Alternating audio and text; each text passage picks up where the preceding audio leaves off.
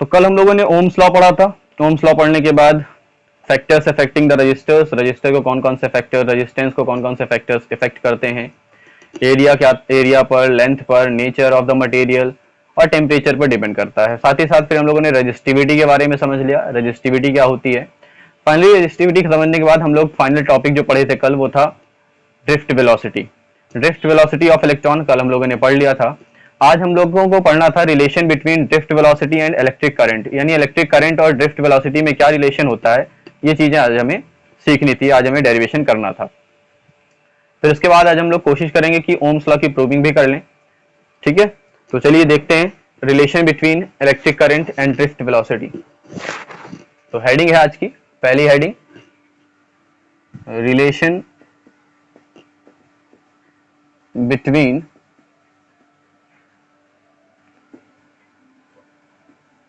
Drift velocity and electric current. दिख रहा सभी को? Relation between drift velocity and electric current. तो ड्रिफ्ट वेलोसिटी और इलेक्ट्रिक करंट में क्या रिलेशन होता है ये हम सीखेंगे आज। ठीक है, तो चलिए स्टार्ट करते हैं। एक कंडक्टर मान लेते हैं, लेट करते हैं कि एक कंडक्टर है, ये है कंडक्टर, और इस कंडक्टर के दोनों एंड्स पर हम एक बैटरी अटैच कर देते हैं। दोनों एंड्स पर हमने क्या अटैच कर दिया, एक बैटरी से इसको पावर दे दिया, एक पॉजिटिव टर्मिनल एक नेगेटिव टर्मिनल। तो ये पॉजिटिव टर्मिनल है, ये नेगेटिव टर्मिनल है। तो पॉजिटिव से नेगेटिव की तरफ इलेक्ट्रिक फील्ड क्रिएट होगी, एक इलेक्ट्रिक फील्ड बनेगी from positive terminal to negative terminal, है ना। इलेक्ट्रिक फील्ड पॉजिटिव, ऐसे पॉजिटिव चार्ज चलेगा, ऐसे जाएगा, तो इलेक्ट्रिक फील्ड की डायरेक्शन ये हो जाएगी। यानी जैसे ही हमने बैटरी अटैच किया, बैटरी अटैच करते ही क्या जनरेट हो गई, एक इलेक्ट्रिक फील्ड जनरेट हो गई। अब इसके जो इलेक्ट्रॉन्स हैं, यानी इसमें जो इलेक्ट्रॉन्स होंगे, फ्री इलेक्ट्रॉन जिसे हम कह रहे हैं, कंडक्टर के जो फ्री इलेक्ट्रॉन्स होंगे, वो फ्री इलेक्ट्रॉन्स ड्रिफ्ट वेलोसिटी के साथ इलेक्ट्रिक फील्ड के अपोजिट डायरेक्शन में मूव करने लगेंगे। ड्रिफ्ट वेलोसिटी के साथ अपोजिट डायरेक्शन में मूव करने लगेंगे। ड्रिफ्ट वेलोसिटी को किससे शो करते हैं, vd से शो करते हैं ड्रिफ्ट वेलोसिटी, v और d for drift and v for velocity. तो vd को शो कर, ड्रिफ्ट वेलोसिटी को शो करते हैं vd से। आपने किया क्या है, एक कंडक्टर लिया है, कंडक्टर को क्या किया, एक बैटरी से अटैच किया, जिसके कारण से बैटरी के दोनों एंड्स के बीच में एक इलेक्ट्रिक फील्ड E जनरेट हुई। इलेक्ट्रिक फील्ड E जैसे ही जनरेट होती है तो वो फ्री इलेक्ट्रॉन्स जो कंडक्टर में है उनको ड्रिफ्ट वेलोसिटी मिलती है, और ड्रिफ्ट वेलोसिटी मिलते ही वो ड्रिफ्ट वेलोसिटी के साथ मूव करना स्टार्ट कर देते हैं। जब वो मूव करते हैं तो अपोजिट डायरेक्शन में मूव करेंगे, ठीक है, जिसके कारण से अगर हम ये मान लें कि टी टाइम में, after time T, Q time में क्यू चार्ज ट्रांसफर होता है, क्यू चार्ज एक एंड से दूसरे एंड पर जाता है, यहां से लेकर के यहां तक चार्ज कितना गया, क्यू चार्ज ट्रांसफर हुआ, तो करंट कितनी होगी, I इज इक्वल टू कितना होगा, I is equal to Q by T होगा। अगर टी टाइम में क्यू चार्ज ट्रांसफर होता है तो I इज इक्वल टू क्या होगा, क्यू बाई टी होगा। ठीक है ना। तो अगर इसका cross sectional area, if the cross sectional area of the conductor be A and number of free electron in per unit volume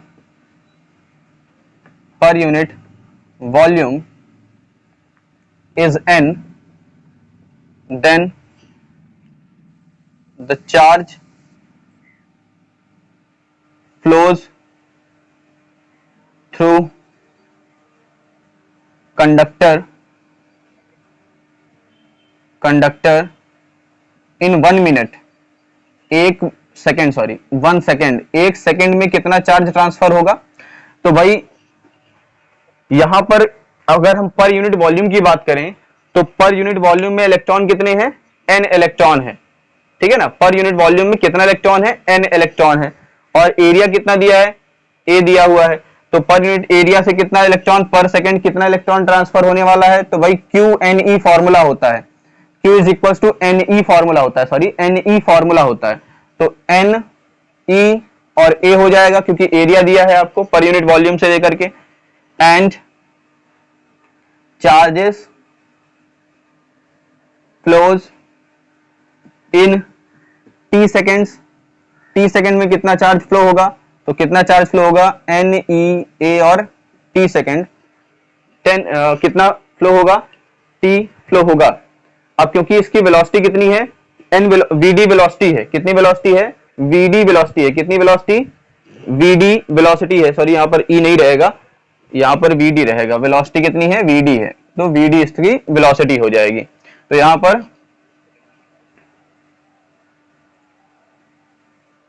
एक मिनट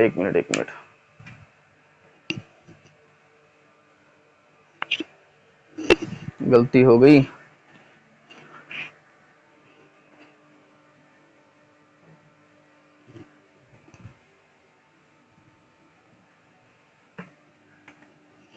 एन ई ए और वी डी, और टी टाइम में कितना होगा, तो टी टाइम में हो जाएगा एन ई ए और वी डी। ठीक है, इतना टी टाइम में N E A V D और टी से मल्टीप्लाई करेंगे तो टी आ जाएगा। तो भाई करंट इज इक्वल टू क्या होता है, I is equal to Q upon T होता है। तो अगर हम क्यू की वैल्यू यहां पुट करें, यही तो नंबर ऑफ चार्जेस है, तो N E A V D up into T upon T, T से टी कैंसिल हो गया, तो क्या मिला, आई की value, I is equal to N E A V D.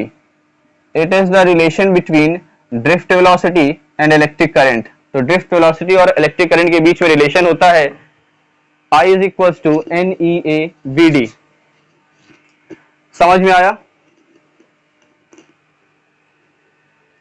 समझ, देखो है क्या यहां पर कंफ्यूजन कहां पर होती है, ये जो सेंटेंस लिखा है यहीं पर कंफ्यूजन है, मेन कंफ्यूजन आपको यहीं पर है ना, मेन कंफ्यूजन जो है वो आपको यहीं पर है।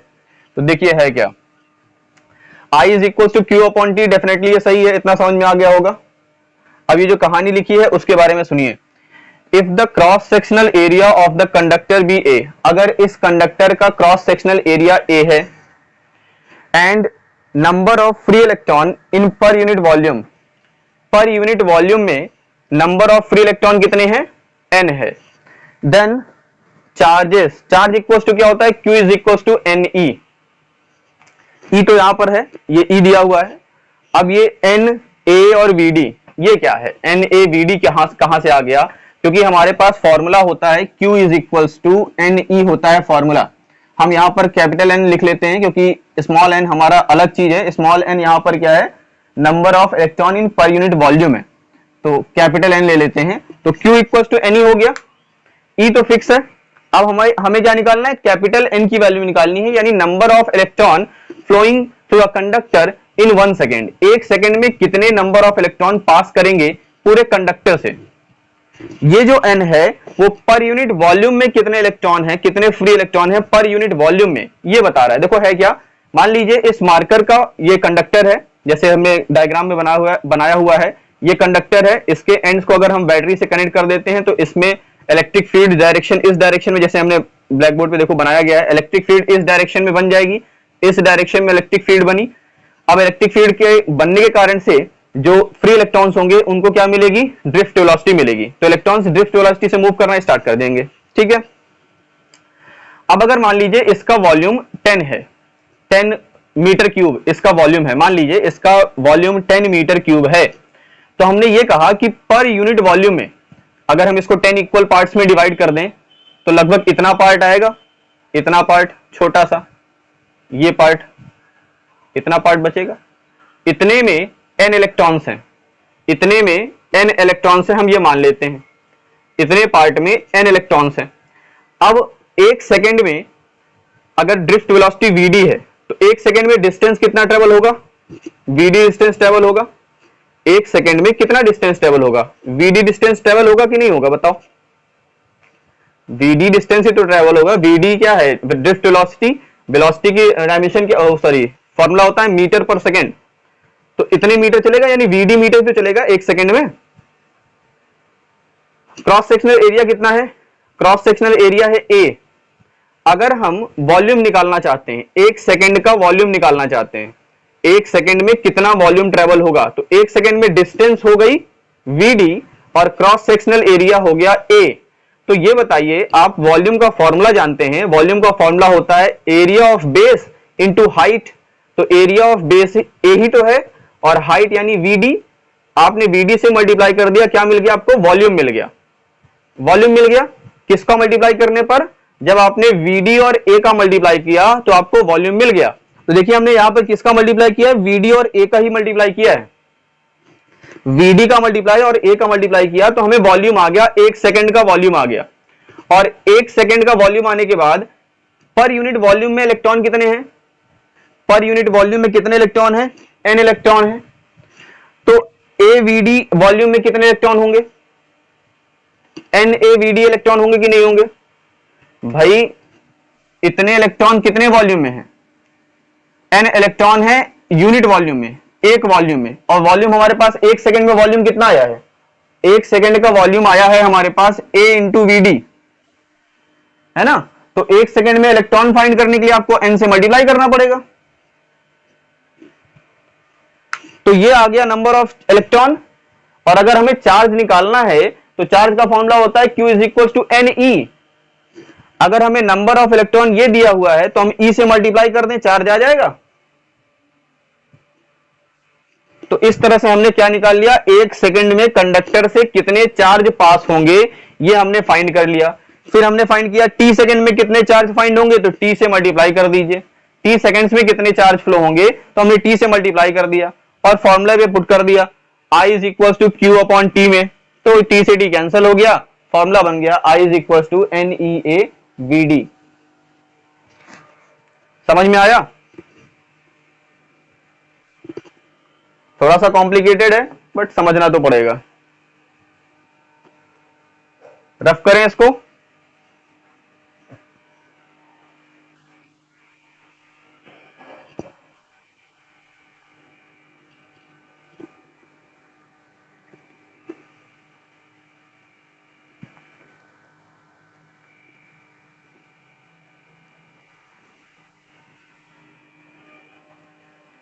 सूर्या मैकमिलन,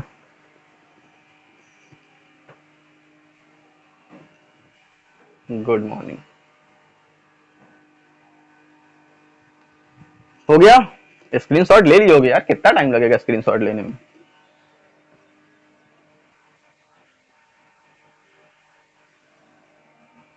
चलो आगे देखो।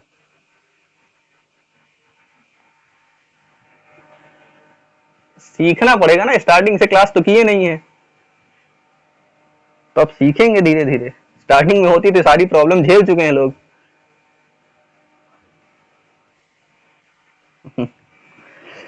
चलो आगे, चलो बढ़ते हैं आगे। क्या पढ़ने वाले थे आगे, करंट डेंसिटी। नेक्स्ट टॉपिक है current density. Current density, mobility कल पढ़ाई दिया था। मोबिलिटी क्या होती है,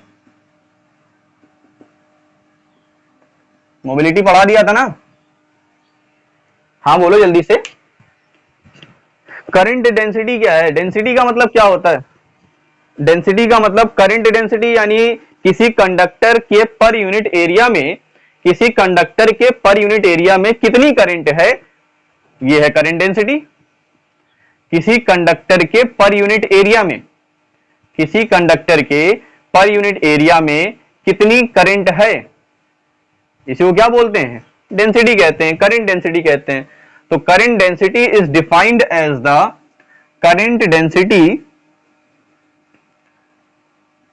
is, current density is defined as the current acquired in per unit volume, per unit area, sorry, per unit area of the conductor। किसी conductor के पर यूनिट एरिया में जितनी करंट होगी वो क्या कहलाएगी, करंट डेंसिटी कहलाएगी। अब करंट डेंसिटी को डिनोट किससे करते हैं, तो it is denoted by small J, ये स्मॉल जे से डिनोट किया जाता है, and it is a vector quantity. ये कैसी क्वांटिटी होती है? वेक्टर क्वांटिटी होती है। It is a vector quantity. Then formula begins, J is equals to I upon A. J is equals to I upon A. I is the current and A is the cross sectional area of the conductor. We have to put value of I. I की value क्या होती है भाई? अभी हमने proof किया था, अभी जस्ट इसके पहले डेरिवेशन में हमने प्रूफ किया था I की वैल्यू। I की वैल्यू क्या होती है? I is equals to N E A V D upon A। तो A से ये क्या हो गया? J इज इक्वल टू क्या बचा? N E और V D। कई बार पेपर में पूछा गया what is the relation between current density and drift velocity. Drift velocity और करंट डेंसिटी में क्या रिलेशन होता है? तो ड्रिफ्ट वेलोसिटी और करंट डेंसिटी में रिलेशन होता है J is equal to N E और V D। ठीक है ना? पेपर में कई बार पूछा जा चुका है ये चीज। मोबिलिटी कल ही बता दिए थे, मोबिलिटी बताने की जरूरत अब है नहीं मेरे ख्याल से, कल बता दिया गया था मोबिलिटी क्या होती है। Mobility, mobility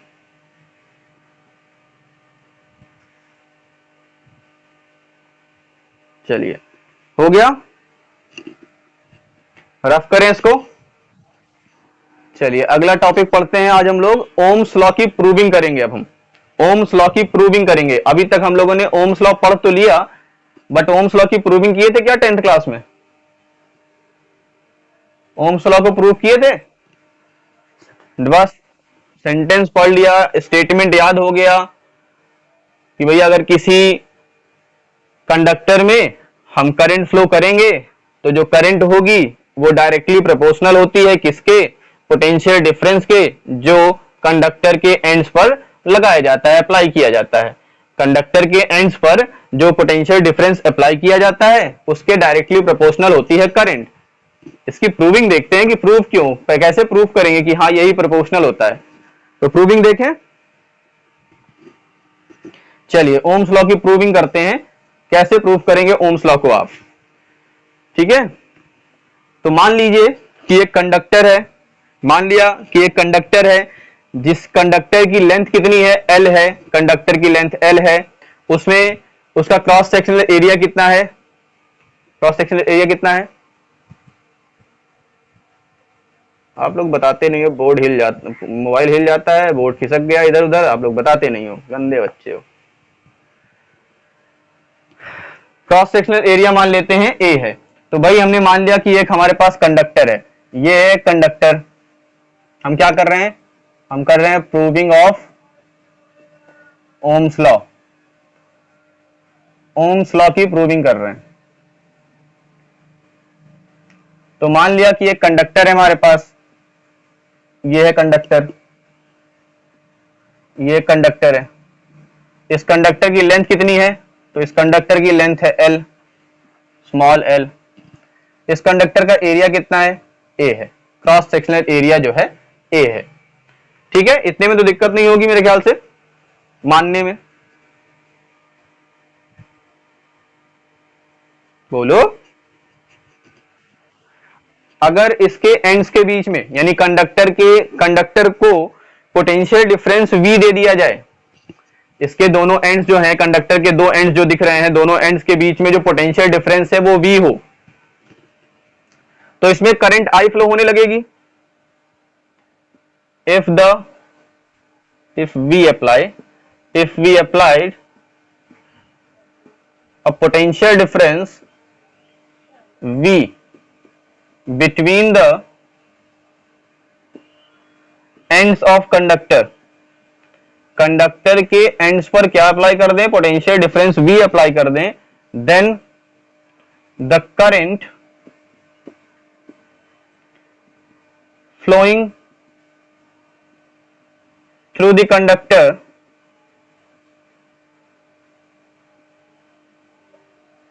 is I is equals to N E A V D होने वाला है, where V D is the drift velocity, where V D is the drift velocity. बोलो भाई, सही है। करंट इतनी फ्लो होने लगेगी, और अगर पोटेंशियल डिफरेंस V अप्लाई किया है हमने, तो इलेक्ट्रिक फील्ड कितनी बनेगी? तो due to potential difference electric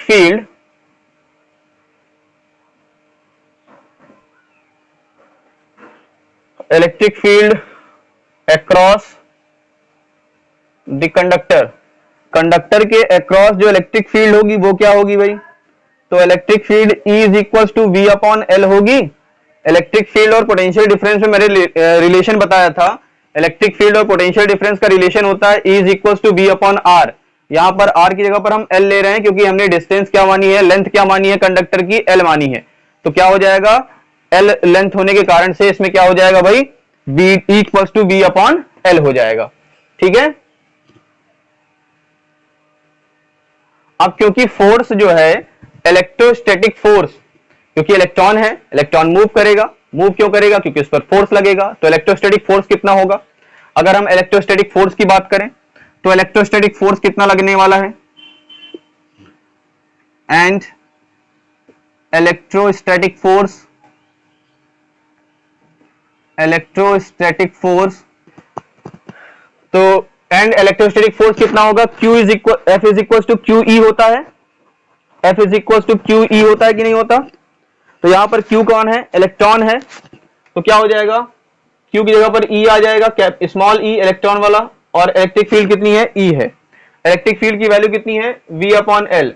तो E V अपॉन एल लिख सकते हैं इसको। बोलो भाई, सही है। अब बताओ, ये जो F है, F का एक फॉर्मूला और होता है, F is equal to M ए,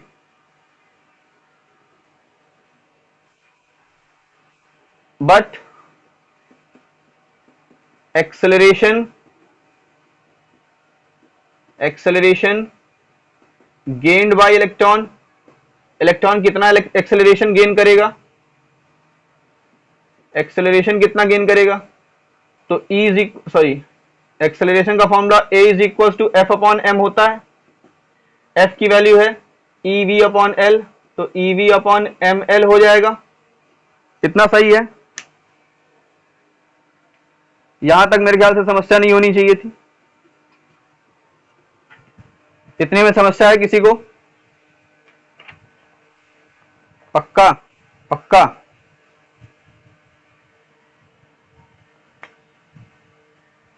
बोलो, कोई समस्या नहीं है? ऑल्सो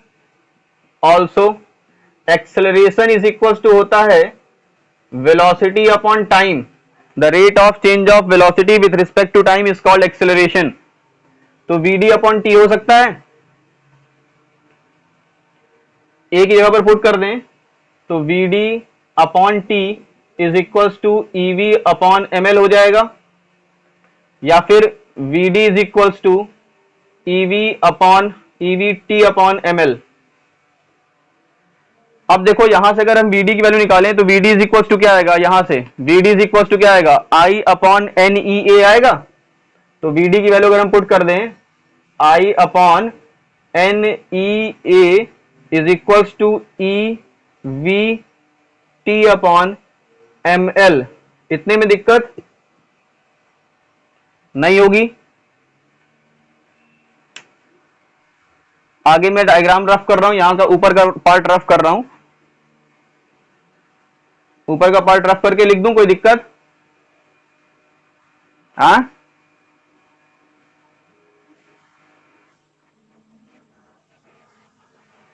जल्दी करो।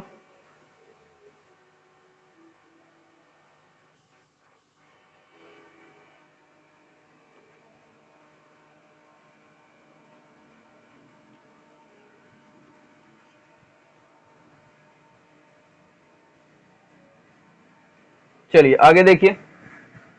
तो मैं इसी चीज को दोबारा लिख देता हूं यहां पर, I upon N E A is equals to E V L upon sorry E V T upon M L. अच्छा यहां से देखिए एम एल को हम ऊपर भेज रहे हैं, एम एल को ऊपर भेज दिया गया, तो M L upon N E A, और v को छोड़ करके e और t को भी नीचे भेज देते हैं यहां पर, और v अपॉन ये i नीचे आ गया बेटा इधर। अब दिख रहा है क्या लिखा है, हम इसको देखो इस तरह से लिख रहे हैं, अब v upon i is equals to M L upon N E square A और t। दिक्कत है किसी को? बोलो भाई। अब देखो यहां से आपको लगाना है थोड़ा सा दिमाग। अगर कोई कंडक्टर हमने ले लिया है, मान लो ये कंडक्टर हमने ले लिया, ये कंडक्टर है, ये कंडक्टर हमने ले लिया, हमने इसमें पोटेंशियल डिफरेंस अप्लाई किया। पोटेंशियल डिफरेंस अप्लाई करने के बाद जैसे हमने पोटेंशियल डिफरेंस अप्लाई किया, इसमें करंट फ्लो होना स्टार्ट हो गया, इसमें करंट फ्लो होना स्टार्ट हो गया। तो बताओ क्या कंडक्टर का मास चेंज होगा टाइम के साथ? लेंथ चेंज होगी? अगर हम फिजिकल चेंज नहीं कर रहे हैं, तब फिजिकल चेंज नहीं कर रहे हैं तो ना लेंथ चेंज होगी ना मास चेंज हो गया। एन का मतलब नंबर ऑफ इलेक्ट्रॉन। क्या इस कंडक्टर में नंबर ऑफ इलेक्ट्रॉन चेंज होंगे? नंबर ऑफ इलेक्ट्रॉन चेंज होंगे क्या? चार्जेस ऑन वन इलेक्ट्रॉन, एक इलेक्ट्रॉन पर जितना चार्ज होता है ये तो फिक्स होता है, ये तो चेंज होने से रहा। क्या ये चेंज होगा? ये जो एरिया दिया हुआ है, टी चेंज होगा, टाइम। अगर हमने करंट निकाला है 10 सेकंड के लिए, हमने करंट फाइंड की है एक बार 10 सेकंड के लिए, तो हम अगली बार भी 10 सेकंड के लिए ही फॉर्म करेंगे। कंपेयर अगर हमें करना है, अगर हमें कंपेयर करना है, एक बार 10 सेकंड के लिए किया तो दूसरी बार भी 10 सेकंड के लिए तो करोगे, तभी तो कंपेयर करोगे। क्या ऐसा कर सकते हो कि एक बार 10 सेकंड के लिए, दूसरी बार 15 सेकंड के लिए निकाल करके आप कंपेयर करने बैठ जाओ? वो तो बेवकूफी होगी। यानी टी भी कांस्टेंट हो गया। देखा जाए तो सिर्फ और सिर्फ V और I चेंज हो सकता है, यानी पोटेंशियल डिफरेंस बढ़ा देंगे तो करंट ऑटोमेटिक बढ़ जाएगी। इसका मतलब यह हुआ कि V upon I equals to क्या? कांस्टेंट। भाई M भी कांस्टेंट है, फिक्स है, L भी फिक्स है, N, E, A और T सब तो फिक्स हो गया। तो V upon I equals to क्या मिल गया? कांस्टेंट मिल गया। और ओम्स लॉ क्या कहते हैं? ओम्स लॉ में क्या कहा जाता है? For if there is no change in physical condition of a conductor, then the current flows through the conductor is directly proportional to the applied potential difference। तो देखिए V अपॉन I कांस्टेंट होता है, और हम ये जानते हैं कि V अपॉन I कांस्टेंट होता है। इसी कांस्टेंट को ओम्स ने नाम दिया resistance. V upon I is equals to R। यही तो ओम्स लॉ था। या फिर आप कह सकते हो कि V is directly proportional to I, V is directly proportional to I, यही तो ओम्स लॉ है। क्या प्रूविंग नहीं हो पाई? ओम्स लॉ की प्रूविंग हुई। V upon I is equal to constant. समझ में आया? बहुत घुमा फिरा करके है, एक बार अगर इसको ध्यान से पढ़ोगे दोबारा तभी समझ में आएगा, क्योंकि डायरेक्टली नहीं है, घुमा फिरा करके इसकी प्रूविंग की गई है। तो देखिएगा, इसको एक बार घर पे देख लीजिएगा फिर से, ना समझ में आए तो मत पूछिएगा। अब घोटाला तो सब में है।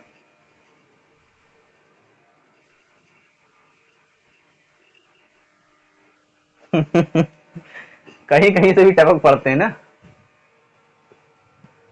तो भैया अभी तक हम लोगों ने पढ़ लिया रेजिस्टेंस, रेजिस्टेंस का, फिर स्पेसिफिक रेजिस्टेंस। अच्छा, अब रेजिस्टेंस का अगर हम उल्टे बात करें, रेजिस्टेंस का उल्टा क्या होगा? Opposite, reciprocal. स्क्रीनशॉट ले लो इसका जल्दी से, तो फिर रफ करें।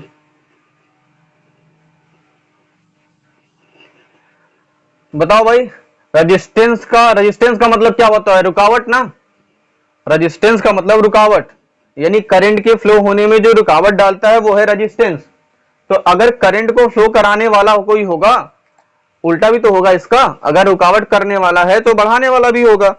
तो जो रेसिप्रोकल होता है रेजिस्टेंस का, उसको कहा जाता है कंडक्टेंस। कंडक्टेंस क्या बोलते हैं उसको? कंडक्टेंस बोलते हैं। और स्पेसिफिक रेजिस्टेंस जो होता है उसके रेसिप्रोकल को क्या कहा जाता है? स्पेसिफिक कंडक्टेंस बोला जाता है। तो एक नया वर्ड आएगा हम लोग के पास, कंडक्टेंस एंड स्पेसिफिक कंडक्टेंस। क्या आएगा? Conductance and specific conductance. तो कंडक्टेंस क्या होता है? ये the reciprocal of resistance. Resistance के रेसिप्रोकल को क्या कहते हैं? Is called conductance. क्या बोलते हैं इसको? कंडक्टेंस बोलते हैं। कंडक्टेंस बोलते हैं। इसको डिनोट किससे करते हैं? तो इसको डिनोट करते हैं रोज, नहीं सॉरी, किससे डिनोट करते हैं कंडक्टेंस को? कंडक्टेंस को किससे डिनोट करते हैं?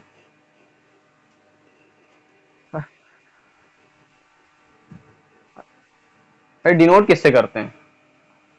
भूल गया मैं, किसी से डिनोट करते हैं, याद नहीं है, ठीक है। 1/r होता है और इसकी यूनिट क्या होगी? इसकी यूनिट होगी ओम इनवर्स, या फिर आप लिख सकते हो MHO। ओम का उल्टा OHM ओम होता है, इसका यूनिट MHO। और स्पेसिफिक कंडक्टेंस, स्पेसिफिक कंडक्टेंस तो रेसिप्रोकल ऑफ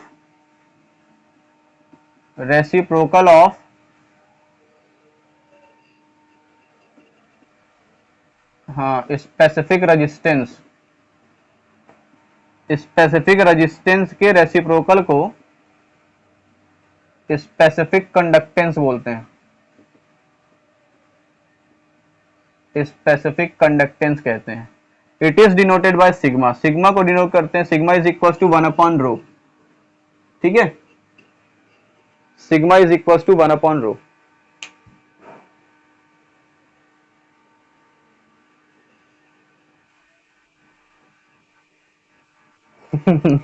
अब याद नहीं है मुझे, इसका नहीं याद है, याद नहीं आ रहा है। रो होता है, सिग्मा होता है, भूल गया हूं।